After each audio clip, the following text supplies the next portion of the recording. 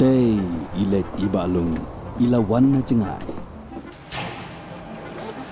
Ikulmar jengmut da irung hakini ki office sarkar. Teng ikwa ban keli ban jo jingtip na ki wei. Hendrai bapli ile ran.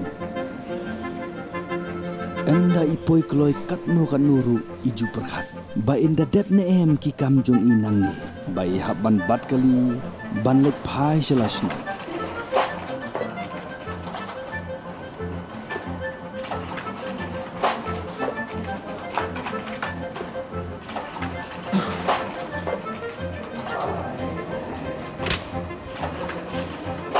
Kapor tu ka yad keloi bha haba shushong shu up habar kini ki office ka kampat de ka sahajo ka snem layad ki ayom laper ka kampat de ka sahajo ibalung bapli ila that bha phila that am phila that kamare showroom chaneng phila kwa ban le yeng ndai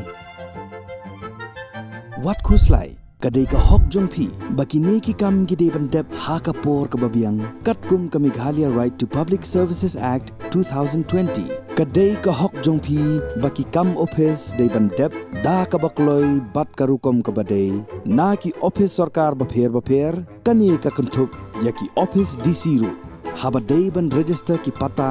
ban thep form tribal certificate ban yo jingbit ya ki kam ba pher bat kum ta ter kini baro phila ban yo anang ni kila don kumba shispa khandai phunre tali kini ki judge service ba phila ban yo na ka Meghalaya Right to Public Services Act dala dep thep ye kini ki service phila apat ban yo jingtip ha ka ba kumnu ka yat ka kam na ka portal jong ka MSPSDC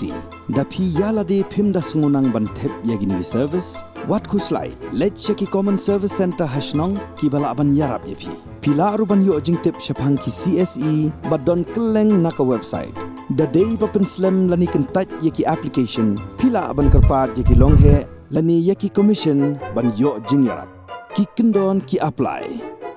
Leit menta shaka website jong Meghalaya State Public Services Delivery Commission haka www.mspsdc.meghalaya.gov.in lani pilaruban Leit shaka office jong ki haka Horseshoe Building Halla Chumer but pilaruban pa ada ka email shaka cc.mspsdc@gmail.com